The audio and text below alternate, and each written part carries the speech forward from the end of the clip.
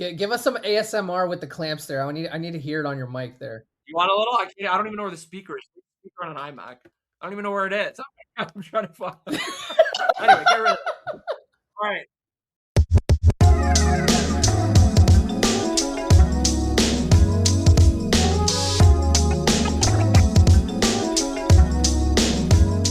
Welcome to episode 2 of Target Score Brampton. I'm your host, Matt Bonomi. He's DMZ Balsera, whatever you want to call him. It works for him. Let's get some stuff out of the way before we begin. Don't forget to follow. Thanks for speaking on my behalf. Yeah, you know what? This is my show, D. Take a back seat. Don't forget to follow Target Score Pod on Instagram, Target Score Podcast on YouTube. New episodes every Wednesday and constant content on both of those social pages. You can also check out Target Score Winnipeg with Joey Slattery and Taylor Not Teddy Allen, and Target Score Vancouver with Chris Wiggins and Andrew Savory. Joey and Taylor actually had on former Honey Badger Jeremiah Tillman on their latest episode. Great guy. Very good listen. Check that one out. And then, of course, speaking of guests, we have a really special guest on our episode today, D. Brampton head coach, first year in the CEBL, Alex Cerda, is going to join us. Hashtag Cerda Boys. Can't wait to get to that conversation. You're going to love it. Should be an exciting one. Okay, let's dig right in. We couldn't wait for opening weekend. Of course, we missed you on the Friday and Sunday games. Brampton playing at home. They hosted Ottawa. Then they hosted Calgary. But it was unbelievable, D. If I could use one word to describe it, it'd be unbelievable. It's crazy because I don't experience a lot of FOMO. That's one thing that I take a lot of pride in. If I'm missing something, I'm hoping that it's for good reason. And I, went away for the long weekend to hang out with the family and take my wife on a long deserved trip. But man, I couldn't help but, look at my socials and tune into the broadcast, and that just that first game, just to see the buzz and you sent me photos from the concourse. Like, what was it like, Matt? Best way to describe it right here. 2-0. 2-0 start. It was unreal, man.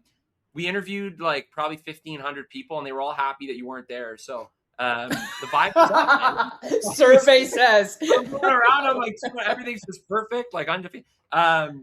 But it was unreal. Like you said, I sent you some pics from the concourse. The vibe was high. The atmosphere was buzzing. The players were into it. Everybody on the table was ready to go. The team looked like they were energetic. It was probably as good as you could have hoped for. And honestly, going into it, I was we had this high expectation, you and I both, I think, from going to the training camp, hearing all the buzz around the team. But then it's also like, okay, well, you have the high expectation, but you need to see it put into play.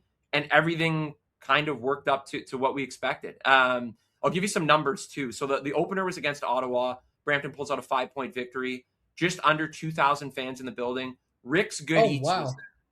Rick's Good Eats, your boy. My guy, Rick's. We find it not Rick's Chicken. It's Rick's Good Eats. I was calling it Rick's Chicken for like 40 minutes the other day. The disrespect. Rick was there. He was in the building. He was on the concourse. Our broadcast partner, Joe Rasso, and I got to meet him. What a great guy. I go, my broadcast partner, D. Balsera, and I, and he goes, oh, yeah. So the place was loaded, though. It was like 20, the line was 20 deep, I think, probably the whole game.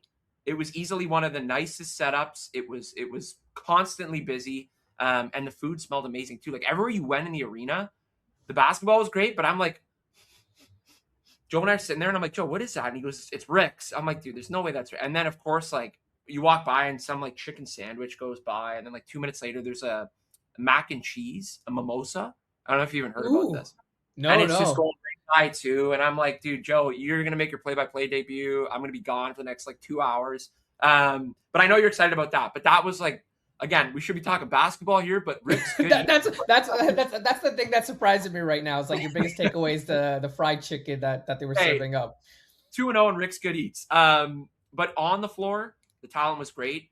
Around the floor as well, we had some special guests. AJ Lawson was there.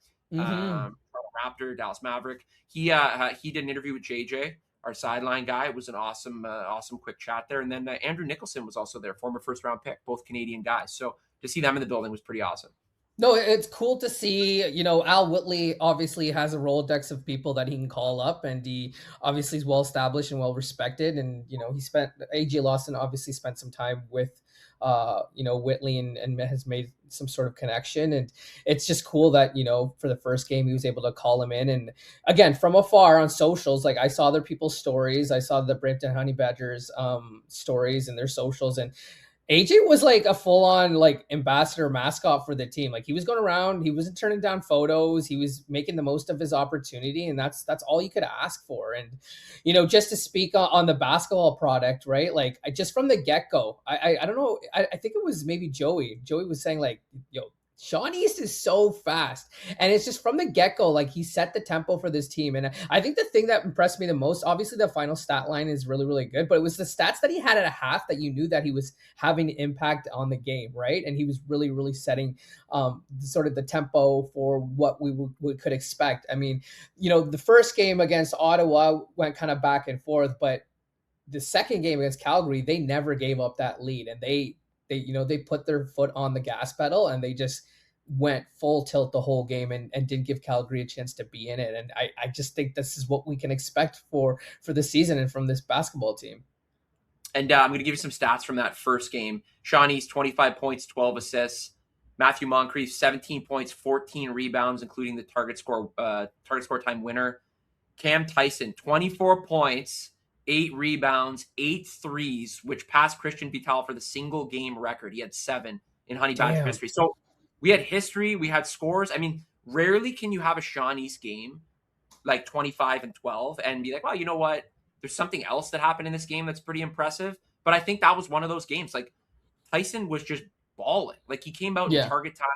He was scoring still. Like we talked to John Ross, and John Ross was like, well, the thing about Cam Tyson is he doesn't care. Like he just plays. Like the timing and the specifics as to what's going on in the game situation, like doesn't matter. He knows, but he's just going to play. And that's what makes him such an effective player. So that was, I mean, to see those 3 new guys just ball and do their thing, like the crowd was into it. People were chanting nonstop. There were like, and you look at Tyson and he's just sitting there like this. It's like straight face Tyson, like poker face. Like he's ready to go to work. Like Mike Tyson. Yeah, legit. Not taking a dodging all these punches. You know what was also funny too from game 1? You probably saw this on socials.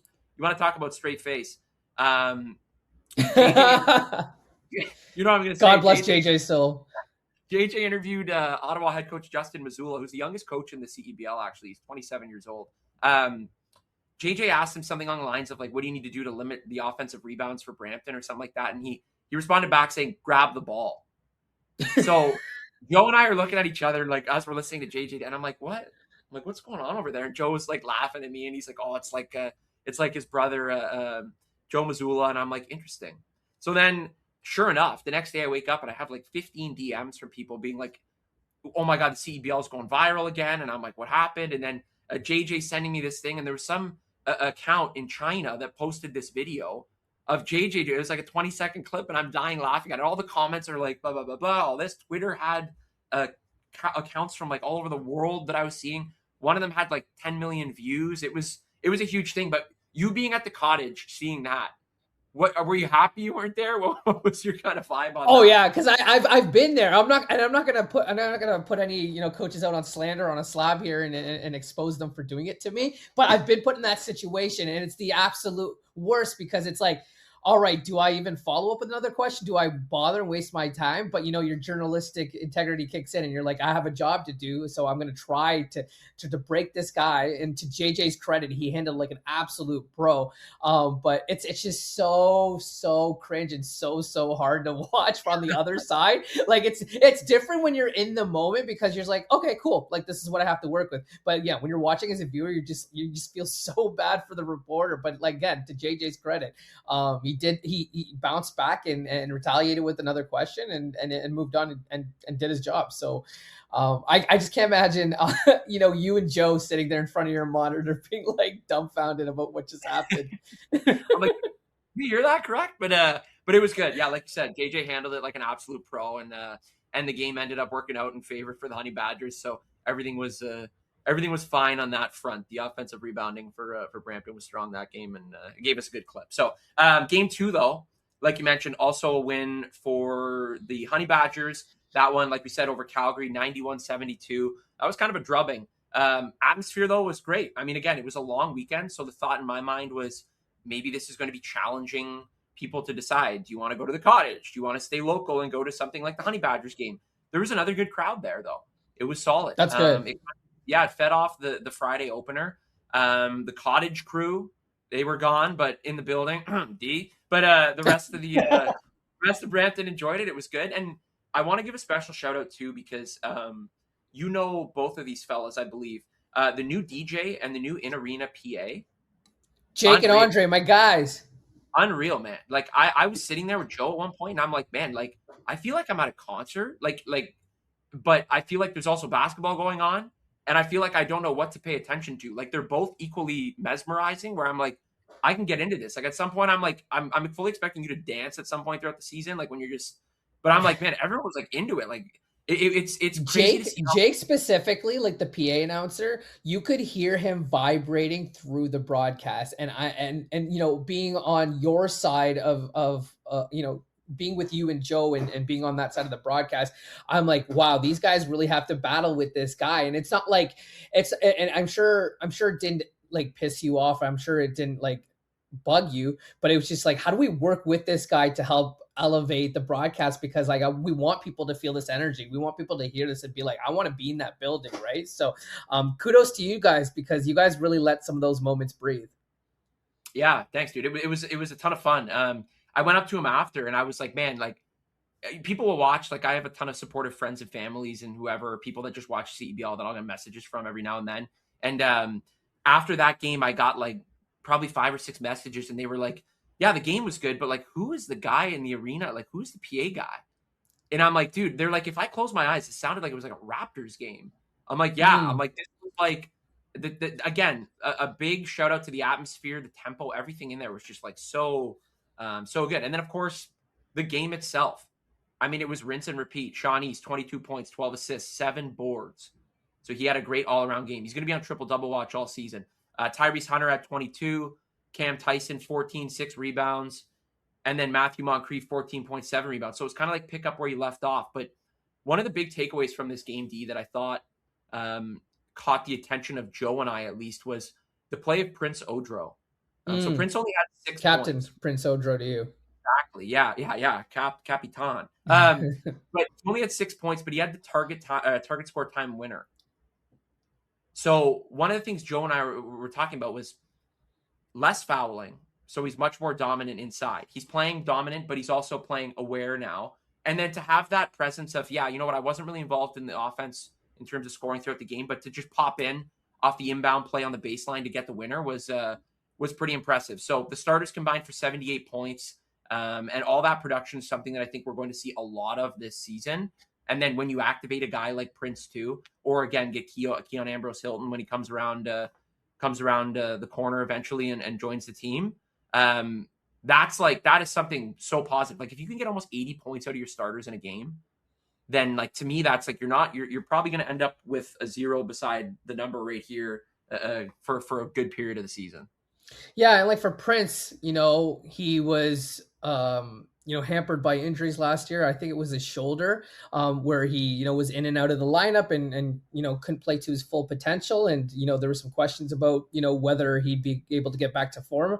And there's no question. I don't think you look at that guy and you don't see any signs of laboring or injury. Like he's full out there, and you can tell that he's rejuvenated a bit. There's certainly an extra pep to his step, and you know, I think selfishly we hope to get him on the podcast and ask about, you know, going from last season to this season and what's kind of, you know, changed. I don't want to say change his mindset, but there's just something different about him.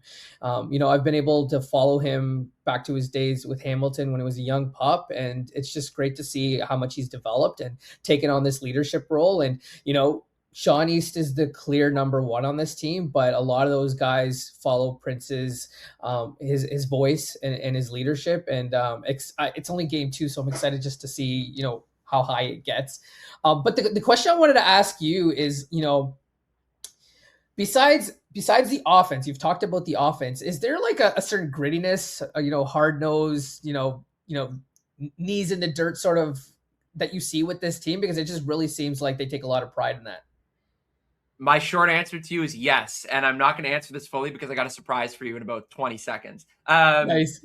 That's a little teaser there for the folks that were curious. Let me get through this one line, and then I'm going to tell you. I'm going to give you the expanded answer on that. We do want to give snaps to Ottawa. Javante Smart obviously balled out. He was great. And then Calgary, no Sean Miller-Moore, no Javante Brown yet, and then Jameer Nelson obviously not part of the team. So it's a different looking squad. So Evan Gilliard, it was I think a tougher game for him. But that team is expected to kind of roll a little more once they get those bodies through the door. So again, good start for Brampton, 2-0. Okay, ready? Yeah, I said 20 seconds are up. Yeah, I think I was probably like 40 seconds. I'm starting something here, D, and I wanted to do this because I thought it was fitting. So my saying that I love to use all the time is hard hat work boots. Hard hat work boots. Just like blue collar, giving it. And that goes back to the Hamilton days, the Hamilton Honey Badgers, where a very blue collar city. They love their sports. They'll do anything gritty kind of to get a win. These are my awards through first 2 games. These are the Hard Hat Work Boots awards. We're digging into the toolbox here. Okay. First, multi-head screwdriver. Color-coded Brampton. Sean East, 24 points per game, 52% from the field, 12 assists per game, 7 rebounds per game. Like this guy, I can't even figure it out. I don't even know how to use this. Works in all situations. Get this off the screen. Wait. We need to provide a description in case somebody are just listening to this and now don't have the visual. What did you just pull out there? Across the room. It was fun. It's a multi screwdriver, so you can plug. So what I'm holding up right now is came with the tools, folks. Black and yellow screwdriver where you can plug in the different heads, Phillips, whatever it is, plug it in.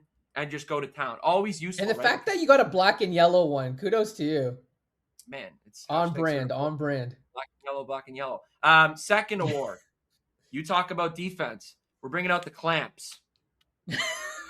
I thought after the first 2 games, Sean East, Cam Tyson, and Tyrese Hunter, no puppies, all dogs. It was unbelievable. Yeah, I'm sitting there, I'm like, and Joe's like, what are you doing? I'm like, are we live right now? I don't even know, man. I'm amped up. They clamped down on Evan Gilliard, Javante Smart, particularly Cam Tyson.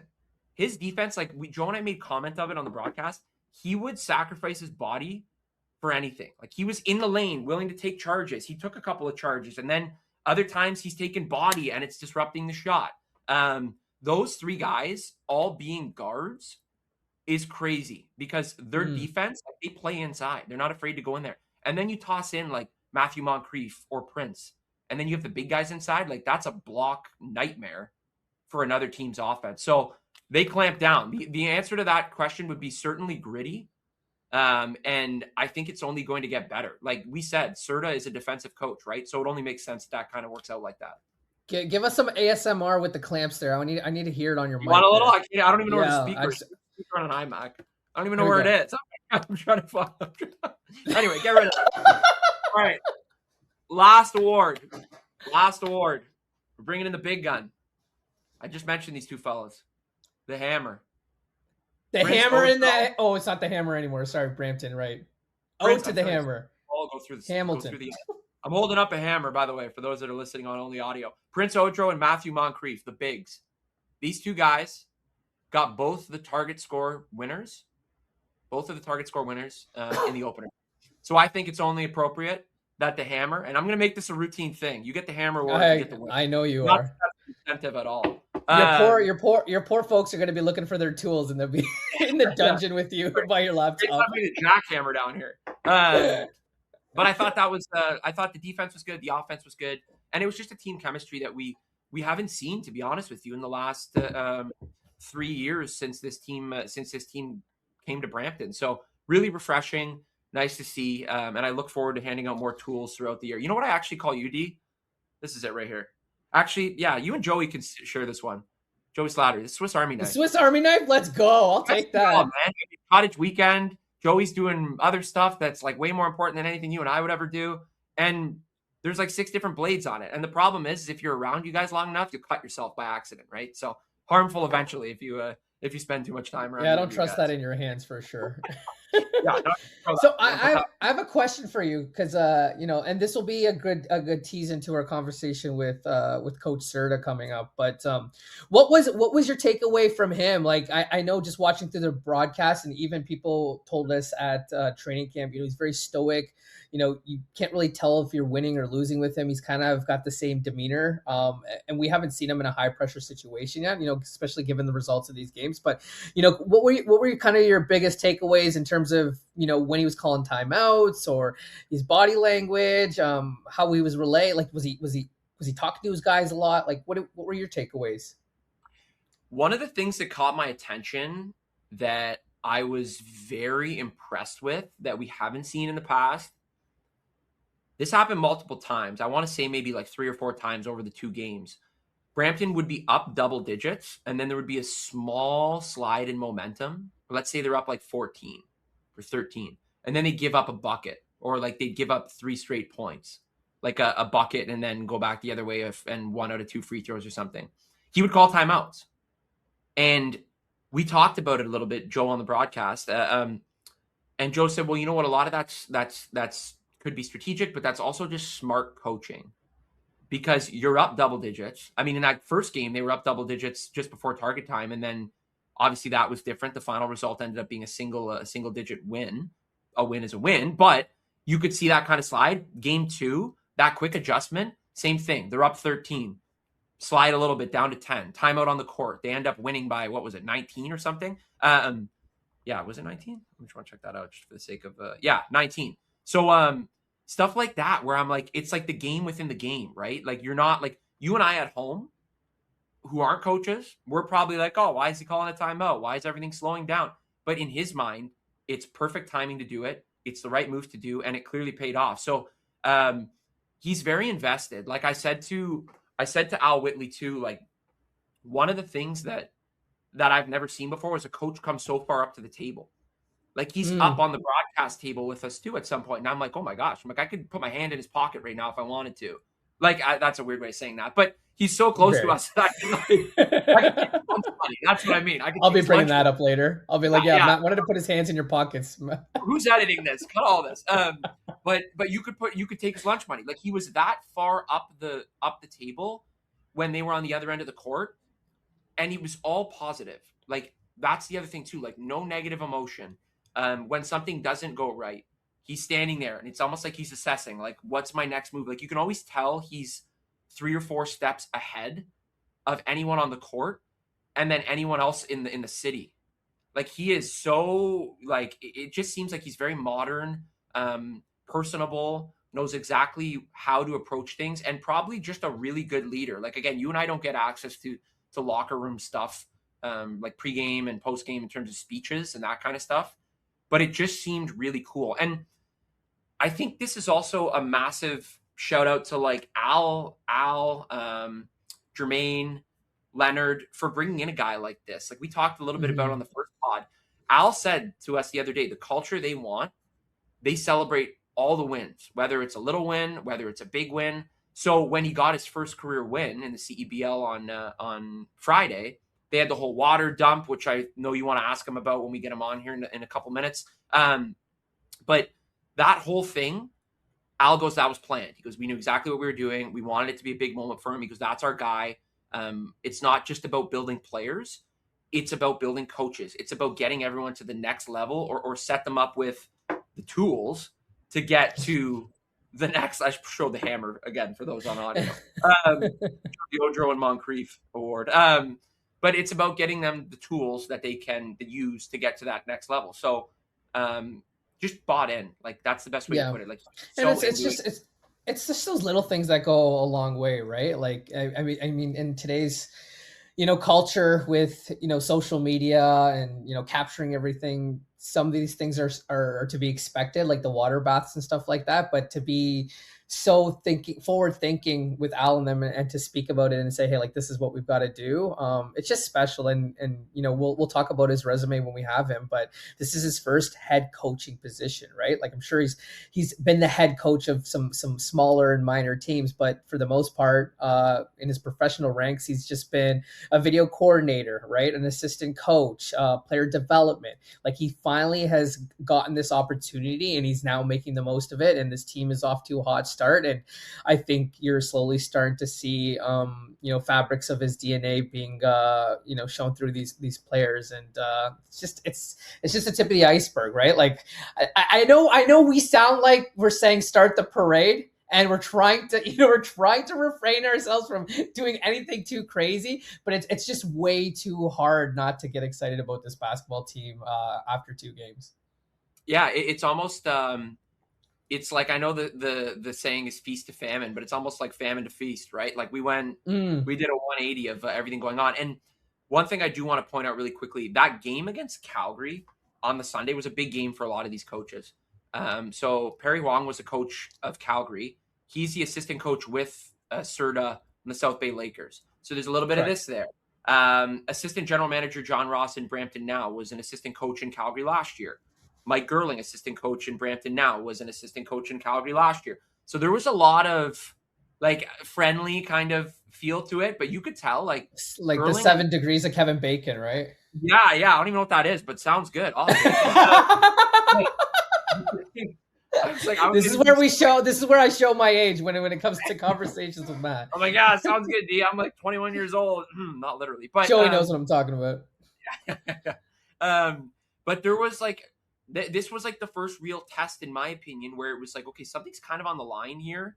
And it's not a trophy, it's not an award, it's not the hammer, it's not, but the bragging rights kind of thing. And we'll ask head coach Cerda about this too, because there was a really cool thing about Mike Gerling in the scouting report that we'll ask him about. So tune in for that too. That's going to be an absolute blast. But overall, great weekend. 2-0 to start. Ball is rolling. Brampton's going to get their first taste of road play Thursday at Ottawa. That is the 21st. That's Javante Smart's second shot. I had a little revenge here. And then Brampton Ottawa undefeated at home so far too. Yeah, 2-1 record. And then back to the home base for a 4-game homestand, starting with Winnipeg on Monday. The River Lions actually lost to Ottawa last night, Monday, which was correct. Defending champs went down. Yeah, so a good momentum builder there for Ottawa. And then, of course, like we said, Winnipeg on Monday. That's always going to be a blast. Teddy Bucket's in the building. He always shows out in the Flower City, so should be a ton of fun. Okay, D, it's time for our guest, head coach Alex Cerda. You ready? Let's do it. Coach, we're excited to have you on. This is a big day for us, and most importantly, big day for you, Matt. It is a big day for me. This is exciting. I got the Texas shirt on, everything. I'm repping down south. There we go. Hook 'em exactly. We wanted to start by saying congratulations on the big 2-0 start up here. We got it hanging back there. That's going to be tradition. We hope to see the 0 a lot on that side this year. Welcome to the pod. Thanks for taking time to talk to us. No, appreciate it, guys. Happy to be here. So obviously, Dee and I know a little bit about your background, a lot of experience, like you said, Hook 'em, Texas, in the G League as well, and then in the NBA. But why don't you give the listeners a little background quick on your journey in basketball and how you got to this point? Yeah, I would say just starting at the University of Texas in Austin, like my whole family went there. So I just grew up like bleeding orange, always wanted to attend. Was an okay high school player in Dallas. And, Dallas is like a hotbed of talent, but just always loved the game. So, for me, I knew that I wasn't necessarily going to go play in college, but I kind of always wanted to kind of still be a part of basketball. So it kind of led me eventually to being a student manager my senior year at the University of Texas for Shaka Smart. He gave me an opportunity, and it kind of one thing led to another. I learned how to do video, and I kind of realized that there's a lot of non-former players kind of taking that route into coaching. And so it kind of gave me the blueprint of like, hey, I can do this, So got into video, graduated, then I literally like applied for every job you can think of in the NBA and G League. 2 teams got back to me. One of them was the Fort Wayne Mad Ants. It was funny because that was the last team I contacted out of all the NBA and G League teams. That was like that sounds like not very good place to be. The nickname was kind of ridiculous, but lo and behold, that's where I ended up, and it was the best thing that ever happened to me. I got to do video, I got to be an assistant coach, got scouts, got to do PD, did the laundry, got a CDL license, and had to drive a 22 passenger bus and pass a Damn. pre inspection. And so you really cut your teeth. I was really plowing through the snow all year, but you got to wear so many different hats. And it's just like those opportunities that, I'm really grateful for. And, it just kind of compounded from there. My next stop was with the Clippers. I was a video intern for the Clippers for 2 years in the NBA, which was great. My rookie year in the NBA, Shea Gilgeous was a rookie. So I remember seeing like his first day in the NBA and being in practice. And I remember the little push off he gave me and crossed me up on this first day. And I'm sure he's got even better at that move over the time. So it's just been really cool, just full circle to finally end up here in Canada. It's crazy that you were with Shy at some point and now you're with the Honey Badgers, because I'm sure you're aware that Brampton was the Hamilton Honey Badgers at some point. So it Right. really is full circle. Yeah, it's incredible, honestly. I kind of have to pinch myself because, it's so long ago. And to now be here in Canada, like I never thought my basketball career would take me out of the country. And now to be here, it's awesome. And obviously, like this is a hotbed of talent. Like I feel like every player is either from Hamilton or Brampton or the GTA area in general. So like I know how much people appreciate basketball here, so I feel at home. And At I what kind of point? just want to follow. Oh, sorry. If I could quickly follow up, because you've been talking about being a video guy, right? Eric Spoelstra is kind of the prime example of a guy that started in the video room and became a head coach. What is it about being in the film room that it gives you this sort of advantage to eventually become a coach? Man, I think it's just the hours that you put in. And you get to put in so much hours assisting the assistants and the head coach. And you watch 5, 6 games a day. You're making edits for coaches and like you're doing 100 things at once.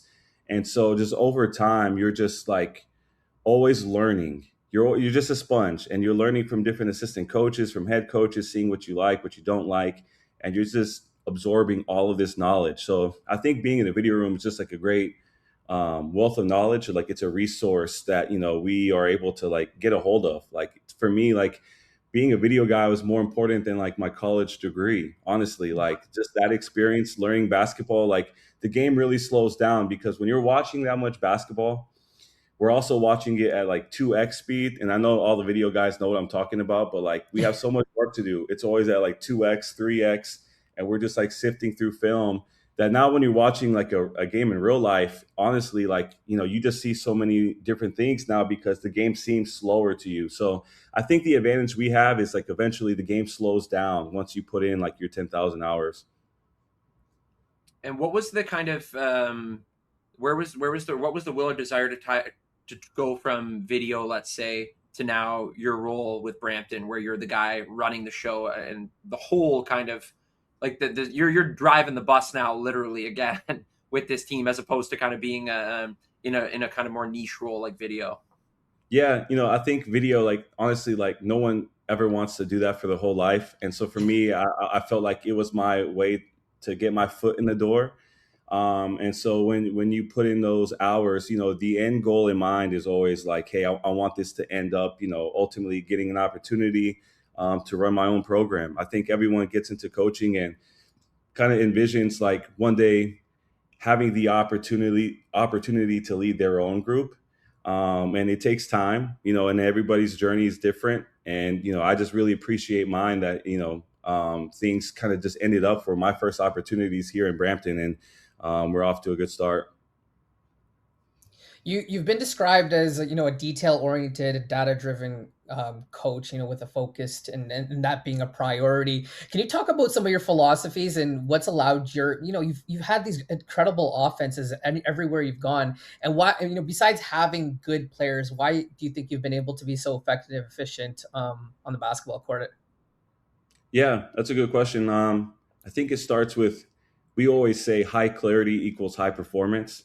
And so like it's our job as coaches to be as clear as possible and to give our players the answers to the test so they can perform at their best. So For me, it's about giving our guys a competitive advantage. So it's about me doing my job completely first, and then also, really incorporating like a staff standards of performance, like role clarity with your staff is super important as well, so they can do their job completely. And so when you have a staff just firing on all cylinders, and there's like a high level of communication amongst the group, typically leads just to like organized structure, framework, where the players can really play with a lot of freedom and confidence. Dee and I were talking earlier too, just kind of about the Canadian League Basketball League and all the different players and coaches and front office individuals that are involved, and how the league has kind of gone from grassroots to where it is now in the 8th season. So much growth. Prior to you coming to the CEBL, did you know about it? How did you hear about it? That kind of thing. Like, what was the first thing in your mind where you were like, okay, I need to be a part of that operation? Yeah, I'll tell you, I've been a fan for so many years now. Honestly, like I think it started with just a lot of our players in the G League. They would go play summertime hoops and they would go to the CEBL. And so we would always keep tabs on them. So we would see them play in this league. So I would watch games.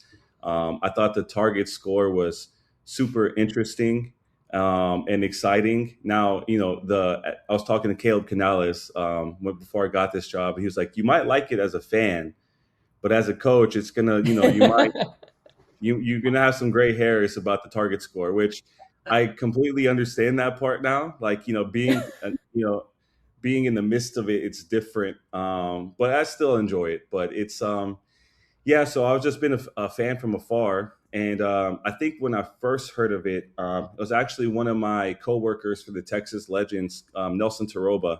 He was the head coach for the Calgary Surge in their inaugural season. And, they made it to the championship game. So just following him and our players over the years kind of always intrigued me over, the course of the past few seasons. So we got some insight into your interview process. It happened during the G League Showcase, your first interview, and Actually, roll the Jermaine video. told We got us. video. Roll the video. Sell some crappy cell phone footage. But we got some insight that you showed up with some massive book, and he said, compared to some of the other candidates, you were so much more prepared. Can you take us inside that process, and how did that dialogue start with Jermaine Anderson and the team and bringing you to Brampton? Yeah. So again, beginning of this season in the G League, I started to like, really put in the forefront of my mind, like, hey, I'm gonna do this. Like, I'm gonna reach out to all 10 teams, and I really put myself out there, and to put my best foot forward. I started just compiling all of my thoughts and philosophies down on paper, making it look organized, and I think I think I brought with me a few packets. It's like 30 plus pages of like, offensive structure, defensive implementation, player development system, again, staff standards of performance, team culture and identity. Like I can go down the line and just like everything that over the years that like really, stuck with me. And then I feel who really embodies of who I am as a coach. So I wanted to put my best foot forward, and, and again, like I said, like just being organized for me, it's like, it's important, because if I don't have that, then I don't have anything as a coach. That's all I really have. So that was important for me. And Brampton really stood out from the perspective of, I just remember one day scrolling on Instagram and, saw the news that Al Whitley got the job in Brampton, became CEO. And coincidentally, he's the one who gave me my first job as an assistant coach with the Texas Legends in the G League up in Frisco. And, so now it's kind of been a full circle moment that, we're kind of reconnected up here in Canada. And you talk about you used a couple of buzzwords there that caught my attention, at least, in terms of the culture and what you see in this organization. I think it's really cool. I know Dee thinks it's really cool, and I think he wants one too. But the dog tag stuff. You explained this just a little bit the other day, and I think JJ, the sideline reporter in Brampton as well, he was like glued to this, and he said, you got to hear. And then you told me a little bit about it, but do you mind explaining that again and kind of what it is, when you wear it, and what it means? Yeah, well, I wear it all the time. Oh, there we go. So if you can see it, there's a gold side that just says tough, passionate, unified, and thankful. There's the Honey Badgers side that says fearless, we don't flinch. For me, it's every team does something where like end of the game they have like a WWE wrestling belt, or they have like a chain that they put on, and I wanted to kind of do something different. My first initial thought, to be honest with you guys, was to give each one of our players a football helmet and kind of give them a sticker for each time they did something, kind of like in college football in Right. America. You know, Take the like stripes off. yeah, so they get stickers, and then the more stickers you have, it means you're a guy. Like you win a lot, you do a lot of good things. So, didn't have the money to buy that many football helmets. I didn't realize how expensive that process would be. So, I kind of started to think about, what was the next best thing, and I kind of just thought about, what about a dog tag? And my stepdad was in the military for over 20 years, so I thought it'd be a cool concept. So for us, we pass them out to the players after every win, or in training camp as well. After good practices, we'll pass them out to one or two people. So um, it's been good. I think the players enjoy it. The player who earns the most dog tags at the end of the year, we're going to give them something. Not sure yet, but there's going to be a prize at the end of the year for the person with the most dog tags. That's amazing. I think the biggest thing that me and Matt took away when we went to, the one training camp that we went to in the past couple of games is the lack of culture from the past teams that we've covered, and we've seen that you've really implemented that since you've gone here in day one. Can you talk about how important that is, and what some of the things that you have prioritized coming to this team and establishing what you want to be is the standard for this team, and having a good culture? Yeah, I think it means everything. I think besides winning, I want everyone to have a good experience here. And with that being said, like I think these four terms that I kind of laid out in front of the players and the staff are things and qualities that we can all take with us beyond the game of basketball as well. And something that again it can really help us just with our lives just going forward. And so for me, it's important for us to define each and every term, and then again embody it and live it out every single day. But tough, again, going back to being prepared, like we say tough and we say fight ready. And so anytime we're going into a game, it's like, are we fight ready? Like, are we prepared? Do we have the answers to the test? Have we done our job? Have we done our homework? And so that's what toughness is to me. It's not like the rah rah, it's not the screaming in your face, but it's just about, are we prepared as a team, as a unit, to overcome any obstacles and challenges? Passion, which is, I think it might be my favorite one, just because it's the summertime. Like I really want our players to understand that this summer we're trying to get better. Like we're here to get better. And it's not just about the games, but it's about their development as individuals as well. So with that being said, like passionate means like we do extra. Like we simply want to be the hardest working team in the G League. Excuse me, in the CBL. We want to be the hardest working team in the CBL, and I think we've shown that. Like we get a lot of work done pre-practice with our vitamins. Our guys are gym rats. They want to shoot after practice. We have a gym in the condo that we live in, and like we have it reserved at night in the evenings. And I have to kick some of our guys out. Like Cam Tyson, it won't not be in the gym, so I have to kick some of these guys out the gym, which I think it's a good problem to have. Like I want these guys to have that itch to want to get better. Unified for me, it's just speak and act with urgency. Like unified doesn't necessarily mean kumbaya and we sweep. We're just everything's always positive. For me, it's about speaking and acting with urgency, just like being able to hold the standard and with one another. Obviously me challenging and holding the standard with the players, but them leading themselves as well. And I think we've seen that in training camp and in games when like something happens poorly, they're holding each other accountable in the games, and it's been great to see because we've only been around each other for 2 weeks now. So the last one, thankful, I think it's just, I think we need to have a level of gratitude and show love for every single person working within the organization, because if it wasn't for someone booking your flight, you wouldn't be here in Mississauga right now with us. The manager setting up the locker room, someone putting air in the basketballs, water in the bottles, like everything has to be done for us to, go out there and perform at our best. So, I kind of challenged our players to learn everyone's name in the organization, and to just, again, any opportunity you get to show love and show thanks and appreciation for the people around you, do so, because it goes a long way, especially for someone like myself, starting at the bottom of the totem pole. Like, it went a long way. So I want to make sure we continue that gratitude going forward. That was one of the things I think that all of us were impressed with too. I mean, the fact that we went to the training camp and even on game days, everybody's coming up. Hey, how are you? Good to see you. Nice to meet you if they're new, right? And that was like, it wasn't like it was one or two guys. It was like everybody, which was really awesome for us. But you mentioned getting to know names. We got to know name pretty quickly. Sean East. He has been so impressive. I mean, obviously, D and I watched him last year out west, which was a treat to say the least. What's your relationship with Sean like? Obviously, you guys have a little bit of history there, but what was the process like in bringing him to Brampton? Yeah, coached him in summer league, and he was a really good player for us. I remember seeing his pre-draft workout with the Lakers and running that workout, and how impressive he was. And to see his growth since then, it's just been phenomenal. Like, he's gotten so much better since that time, which it's been about 2 years now. And when I got the job in Brampton, we played Salt Lake City a few times. There's a couple blowouts, kind of a few losses that we took. And then that last time that we played them, I think it might have been like in March. We connected after the game, and he said, "Hey, congratulations. I heard you're going to Brampton." And I said, "Man, thanks. I appreciate it. Hey, let me know if you want to join." I just said it jokingly.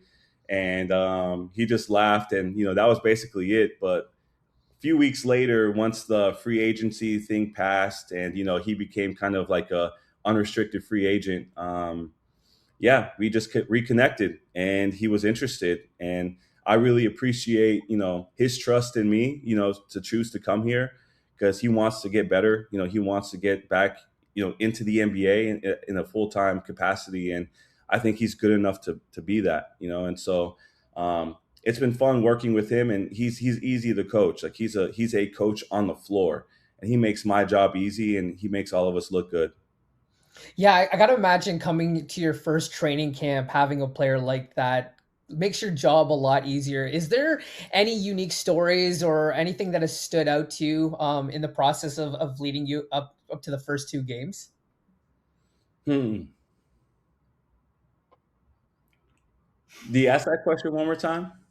Yeah, so I'm curious if there's anything, any stories, any individual things that he's done. Whether is he a silent leader? Has he kind of been the big voice? I know Prince is the captain, but what kind of has made Sean unique for you guys? And is there anything that he's done that's stuck out to you? Yeah, I would say first and foremost, again, like, all the qualities that we're looking for in our players, like, he's really embodied those qualities. He's just a good person. Like, he fills up the box score, but his teammates love him.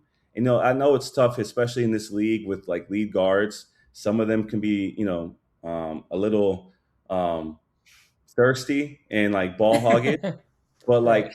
Sean has such a We've great seen it. Okay, so we yeah, know. John has such a great way about him that he's just going to always play the right way. And he just has like this lightness to him, this like positive light to him that really just, creates this environment where, like, everyone wants to be around him at the end of the day. So, yeah, he's been a great leader, man. And it's like, he knows when to get on guys. He knows when to like show them love, and, to really like instill confidence in him. So, he's been great to have around. And Sean, obviously being one of the multiple pieces that were brought in during the offseason. You get Keon Ambrose Hilton, Jameer Nelson Jr. as well. In your mind right now, are you like ecstatic that those guys will join the team at some point, or are you kind of trying to keep calm, cool, and collected and just stay in the moment kind of thing? Like, what is your level of excitement for the potential that could be on the floor, the potential roster that could be on the floor within a matter of, I would say the coming weeks, let's say? Yeah, I think it's a balancing act, because I challenge our staff and our players just to take it one step at a time, like one day at a time, one practice at a time, one game at a time, one film session, one player development workout, everything, like, just be in the moment. But with that being said, as a head coach, I think you have to kind of look forward as well. So just preparing for the time when it comes, when they join us, just being ready for that moment, because there is an onboarding process, so just making sure that we have our offensive and defensive playbooks ready to go, our player development plans ready to go for them once they arrive. So you kind of have to have that forward thinking mentality, but at the same time, just take it day by day, especially with this team that we have right now, because we have a lot of really good guys. And, we have another game tomorrow, in 2 days in Ottawa. So, we can't think too much far in advance and lose the sight of what matters right now, which is, our next game. I'm sure you probably don't want to see Jameer anytime soon too, because isn't he the one that eliminated you in the G League playoffs? Yeah, that's Come on, true. D. Keep him And happy. Steer him away. actually, no hard feelings at all. I would welcome him back, in a heartbeat in any moment. So no hard feelings at all. That was such a great battle. Like Stockton and his team were so tough, man. They're so good. And yeah, that was a tough one. We were, just probably like one or two possessions away from playing in the finals, man, which, winning is hard. But, Jameer is such a great player, and so I think, he would fit into our system really, really well.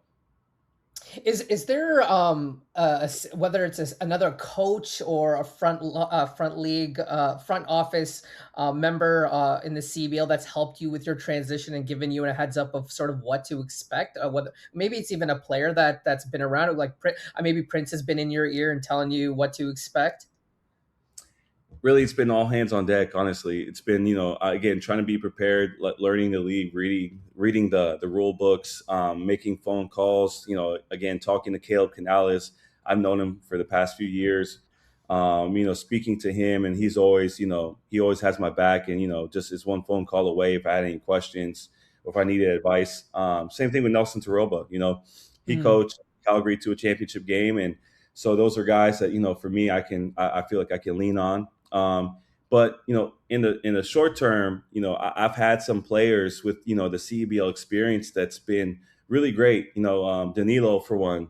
Danilo's honestly coming up to me in practice and reminding me the different rules from the NBA and FIBA. For instance, the other day, someone shot a free throw and the ball was bouncing around the rim. And he was like, "Hey, coach, that's a good teaching point. Like they can tap the ball out. Like that's legal here." Yeah. And so little things like that, nuggets of information that, reminders that can help me. It goes a long way, and it takes a village, honestly. So I don't have all the answers, but I have a really good staff to help me out. And we have really good players that, are willing to share what they know as well. And someone in your village is, of course, Mike Gerling. I want to ask you this because I was talking to John Ross the other day before the Calgary game. Obviously, Gerling and Ross, both part of the Calgary organization last year. So that game meant a lot to them, as John had mentioned, and I think Mike told JJ as well. What's the scouting story? John was saying there was something where Mike wanted to do the scouting for that game or something. Is there anything behind that, or is that kind of just it was Mike's turn? Yeah, no, it's I would tell you it's kind of standard. We call them revenge games. I've had my fair share. I left the Clippers organization, and so over the past few years, the Clippers were always my scout. So it's kind of it's kind of in human nature in the coaching world to your former team that's going to be your scout because you want to beat them, but at the same time you probably are the most prepared to lead the team in that moment because you have all the information on them. So the story is, he's our associate head coach, and so he had the first scout of the season against Ottawa, and Calgary's the second game. So typically we go, one, Mike has one, the second one would be Tyson, the third one would be Olu. But I just straight up asked him yo, I know this game means a lot to you. So do you want to do two scouts in a row? And he was just like, absolutely. So Nice. He's had the first two scouts, and he's about to have the third one again because he has Ottawa. So he's on his high horse right now, just working. So he'll probably take a nice break here after the Ottawa game. Being in the developmental circle, I gotta ask you: is there someone in this league that you got circled on your calendar that you're looking forward to playing against, whether it's another opposing coach or a player that you maybe have gripes with? That's a great question. I would tell you in our team meeting, we had our first official team meeting the day before training camp, so May 6th. I talked about that. I talked about like every single season when the schedule comes out, there's always games, and we circle certain games on the calendar of like, yo, that one's really important to me. For Sean, it might be Edmonton. For Danilo, it might be Scarborough. And I told him honestly, there's only one date that I circled when I saw the calendar come out, and that's the championship game. The start. That's too easy. Come on. Hey, that's what I told the the right team. answer, D. That's the right answer. And it's August 12th, 2026, started the CBL finals. And I just told them, like, I fully intend to be coaching this group of men in that game. So to be honest with you, D, I feel like this league is such a family atmosphere. Like everyone knows each other. Not me per se, because I'm new, but you can see the love that, all the coaches have for each other. And so for me, it's just about, trying to, win one game at a time. But, I just, at the end of the day, I just want to make it to the end, if I'm being honest with you. And D's been bothering me the last week to ask you this question. Your relationship with Mark Cuban, have you met Mark Cuban? Or where were you when the news hit? What was the vibe in your corner when that happened? Yeah, so I have not reconnected with Mark yet. I have met him once when I was with the Texas Legends at the Mavericks training camp, and it was actually Al Whitley who introduced me. And Mark just, tongue in cheek, just said, "Hey, nice to meet you. Don't mess this up. Win some games. Don't mess this up." And I was just like, "Absolutely, we got you, man. Like, understood." And so it'll be great to reconnect with him. The plan is for him to come up to Brampton at some point to catch some games. So we'll love to touch base with him again. And honestly, I'm a Dallas guy, through and through. Born in Dallas, raised in Dallas, grew up a Mavericks fan. So this is kind of a real surreal full circle moment for me. Like I can't believe that, he's decided to join our organization. And, I think we're just doing a lot of really great things. And the whole league in general is just on the upward trajectory, which is really exciting. Steve, does that satisfy you? That certainly satisfied me, and it'll help in one of our target time questions. So I'm looking forward to that. All right. Speaking of target time, are you guys ready to do it? Coach, good? Let's do this. Let's roll. Steve, ready? All right. Let's go into it. All right, time now for our first ever Target Time segment here on the Target Score Brampton podcast. Reminder, it's the slowest form of rapid fire you will ever see. We're going to start it with a simple one, Coach. Who is your NBA GOAT and why? That's an easy one for me. Being from Dallas, Texas, again, grew up a Mavs fan, and I really fell in love with the game with Dirk Nowitzki, number 41. He was like the best player to me, and you couldn't tell me different. Like, he was just the best player, and had his jersey growing up, and would go to the games as a kid, the standing room only seats, and to see him play, which was always great. And and I still think about the 2011 NBA Finals when he won the championship.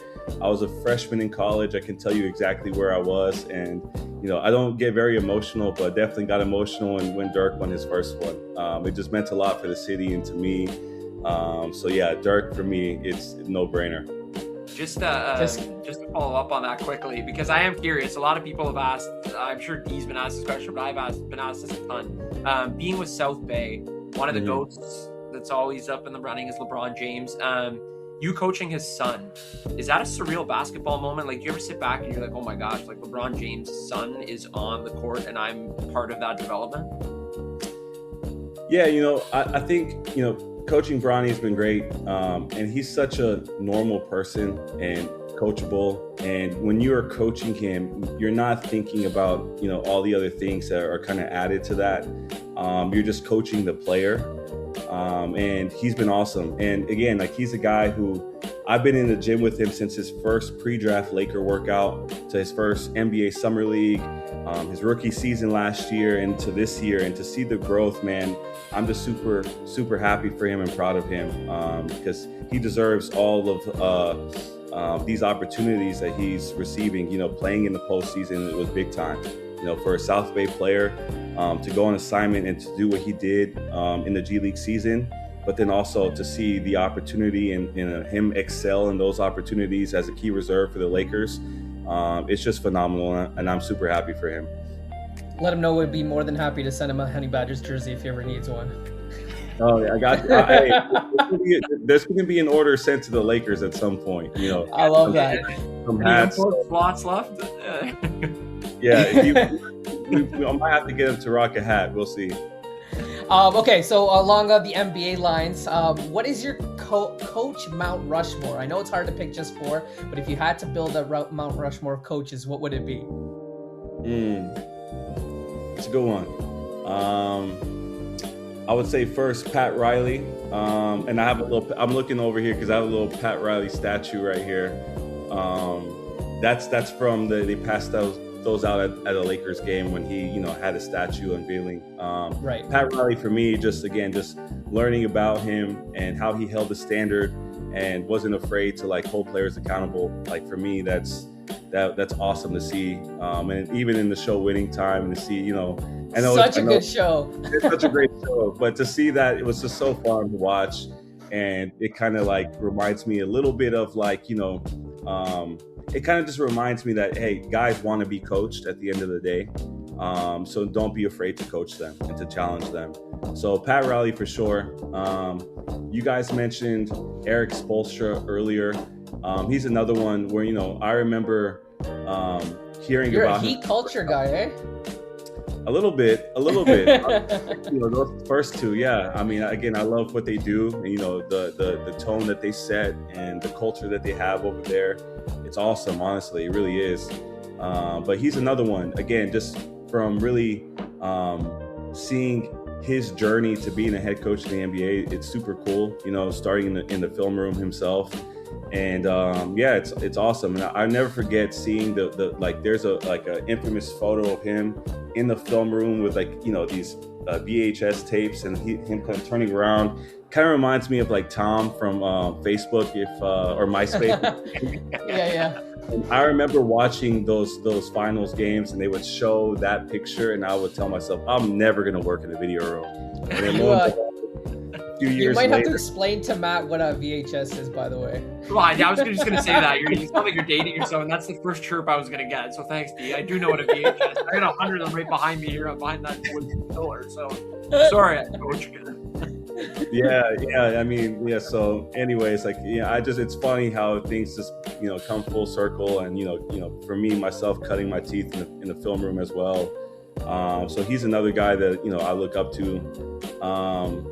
From there, I would tell you, Mark Dagnall's another one. I've actually met him when I was a manager at the University of Texas.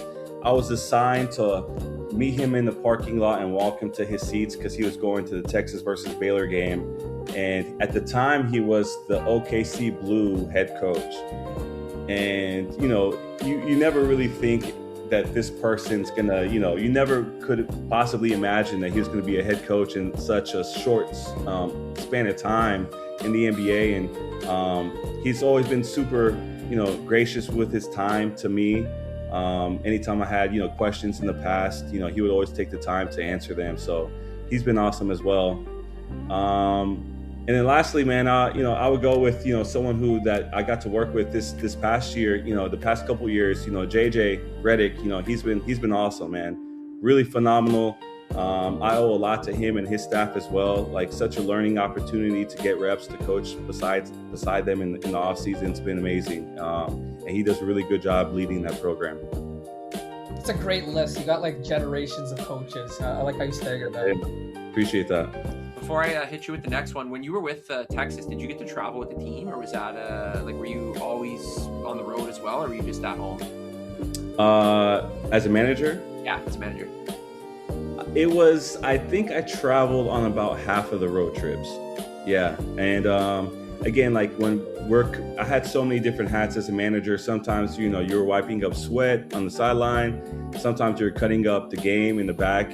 And sometimes, it's not glamorous. I remember being in K-State and it's snowing outside, and I had to plug in my laptop next to the TV truck. and I have like a big like parka on, and I'm just like cutting up the game outside, like it just whatever it takes. So I have some fond memories as a manager at Texas. So Canadian winters wouldn't be an issue for you then? It probably still would be an issue. There is some similarities to Texas weather in terms of like, I feel like the last few weeks that I've been here, the weather's been really bipolar. Like one day it's sunny, it's raining, it's hot, it's cold. I don't know what it's going to be like. The last few days it's been nice here, but Texas is kind of like that as well. But yeah, I heard this past winter was pretty brutal, so I don't think I'm close to that yet. Yeah, we get all seasons in the matter of like a week. We get all 4 seasons in. Yeah. All right, so to a negative to a positive. Let's turn to a positive. Fill in the blank on this one, Coach. To date, Alex Cerda's greatest basketball accomplishment is blank.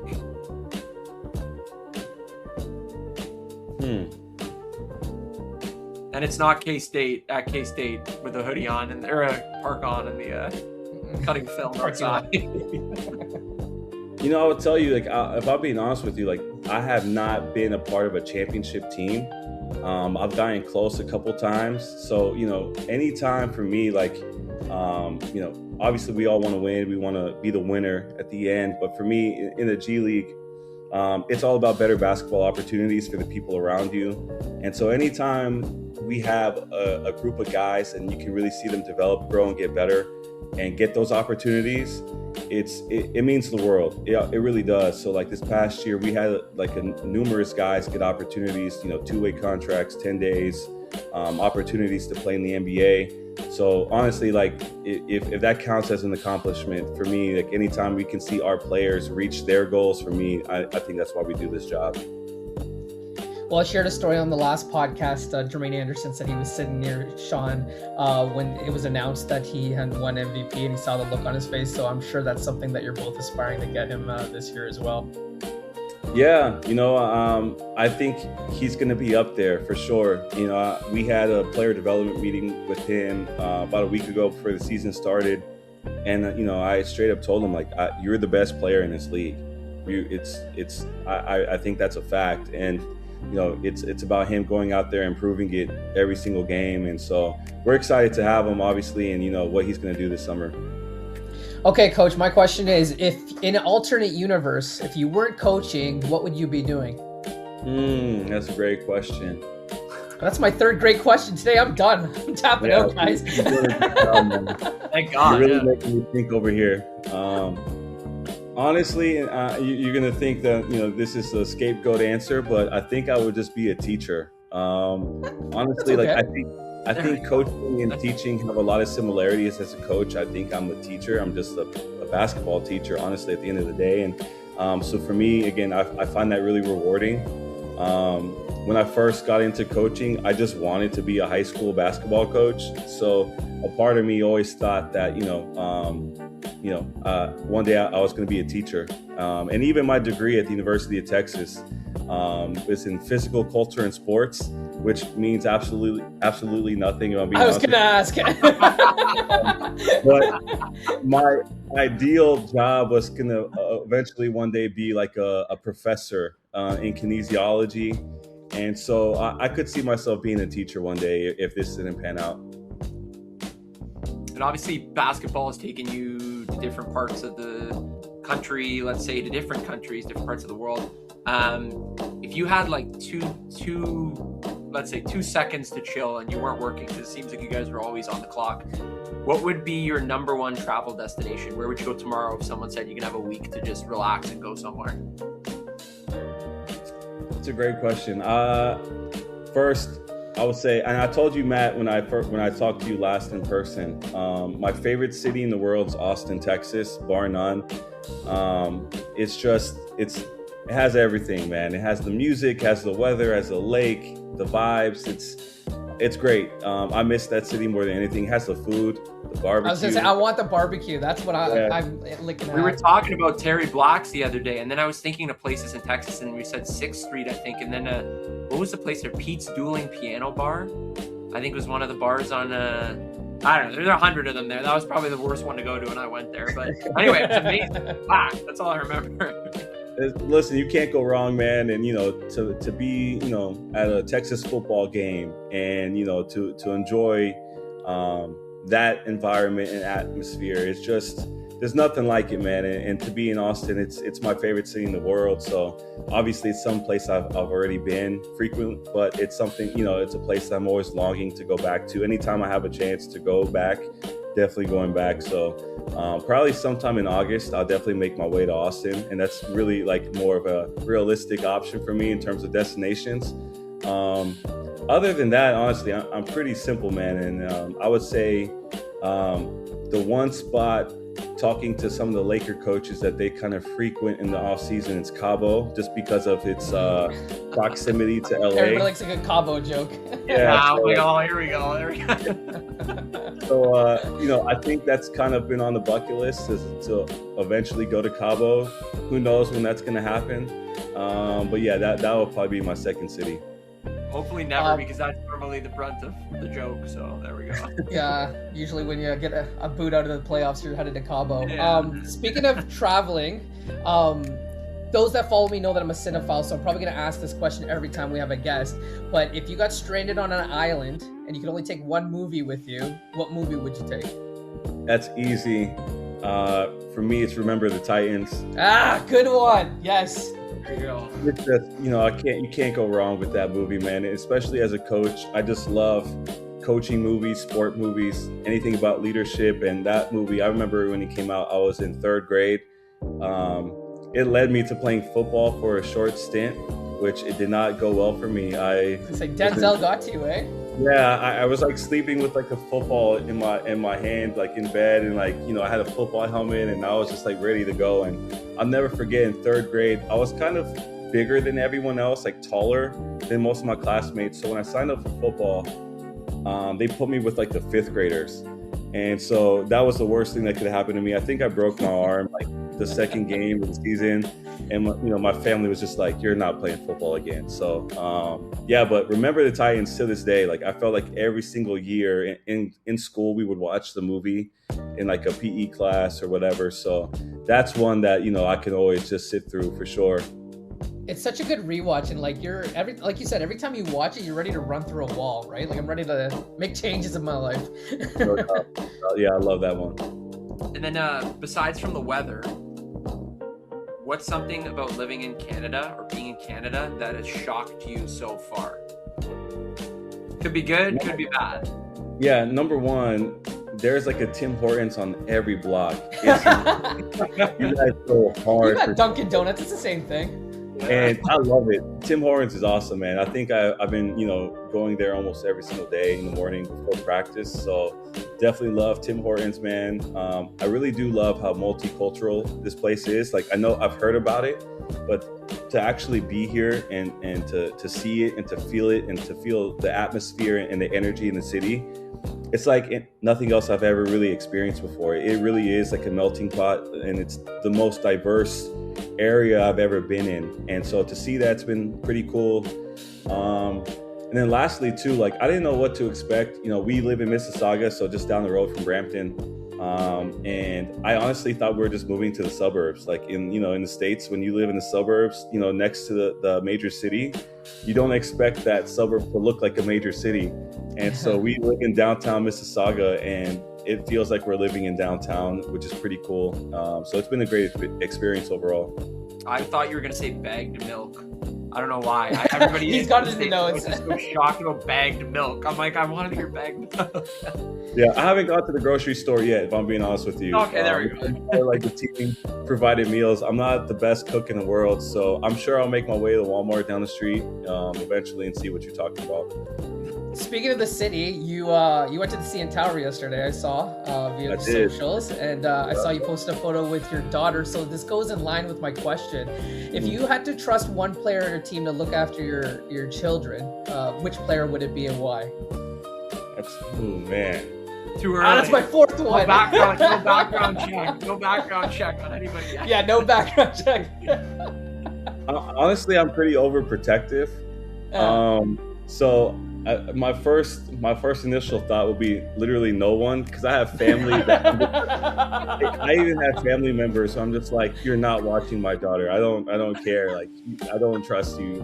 But honestly, the first guy to come to the top of my mind is Danilo. Danilo to me is just like a gentle giant. Again, he's awesome, man. So Danilo for me, I think he's the first one that I would trust to babysit my daughter. He was. And I got a follow-up question. What would you think of the CN Tower? Did it live up to the expectations? Was it? Are you scared of heights? Would you consider doing the edge walk? So I'm kind of a scaredy cat, to be honest with you guys. Like, I'm not much a roller coaster guy growing up. Like, it's just not my thing. My wife is like the exact opposite. Like, she loves roller coasters. And the moment she saw that, so we got to the CN Tower and she saw the tower walk, and she was like, I want to do that. Like, we got to figure it out. Like, I'm like, we have our daughter. We have a 3-year-old daughter. We can't do that. We have a future together. In the future, for sure. I am not doing that with you as well. So I'm glad my daughter was there, so I could at least have her as an excuse for the day to not do that. But she's down to do that. I am not. But yeah, the tower was cool, man. You know, I just keep hearing about like the Toronto summers and how awesome it is, and so I'm excited to go back out there and to experience even more stuff. I hope you know, on your behalf, I'm going to be pitching that idea to your social team, to your marketing team. I'm getting you on that edge walk. I need that video. Hey, I don't think you can pay me enough money to do that. Good luck. You said obviously it's been a short stint so far for you in the Mississauga, Brampton, GTA area. Somewhere that you've been or somewhere that you want to go to eat, where would it be? Or maybe just a cuisine you're excited to try, because again, we said it's so diverse here. There's so much options for everything. So first, I got to give a shout out to Rick's Good Eats. He's been providing our meals for us. So good. Man, his food is amazing. And I had to, so after we played that first game against Ottawa, I found him in the hallways at our games. I just had to shake his hand. I'm like, Rick, your food's amazing, man. It really is. Like, there's nothing like it. I haven't tasted it. And he's a gem of a human being too. Yeah, he's the best. He has the best mustache I've ever seen in my life, too. So Rick's the man. So his food's been great. I know he has a brick and mortar store. So, you know, when I have the time, I'm definitely going to take the whole coaching staff to Rick's Good Eats, because you can't go wrong with anything on the menu. That's what we've learned.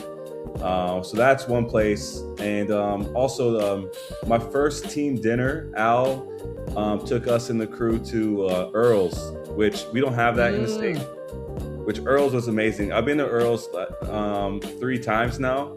So, you know, I would have to say I'm a big fan of Earl's as well.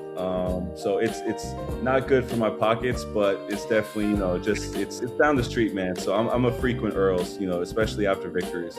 We were trying to push your next steak better be on them after that free promo. Hey, hopefully. We wanted to push a Rick's Good Eats sponsorship here, but we might have to go to Earl's on wherever the heck it is. Yeah, exactly. Like Young Street, I don't hate that. Downtown. Anyway, that might be Earl's podcast. All right, Alex, this is your last, Coach Cerda, this is your last question, all right? And you're going to have to think for this one. You're going to have to earn this one, okay? So, obviously, we've talked about Mark Cuban. We know his ties to Shark Tank. If you could pitch an idea or a business to Mark Cuban, what would it be? Man, I do love the Shark Tank show, by the way. Me and my wife, we record every episode, so we definitely watch it. And we learned a lot about business through watching the show.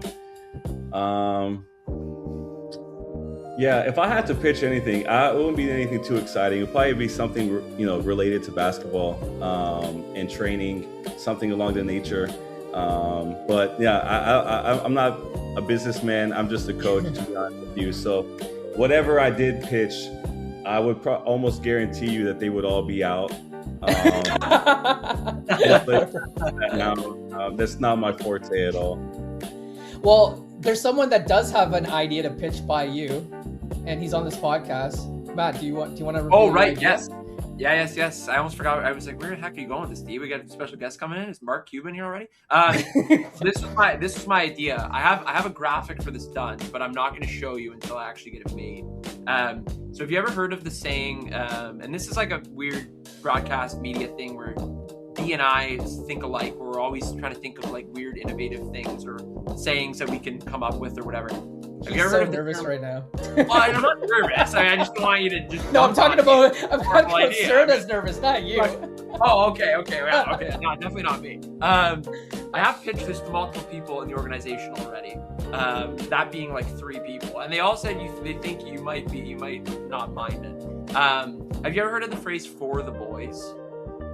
Yes, I've heard like that. The hockey phrase. For the people that don't know that, it was like I think it was like a popular hockey phrase or something. Or the hockey guys turned it into "for the boys."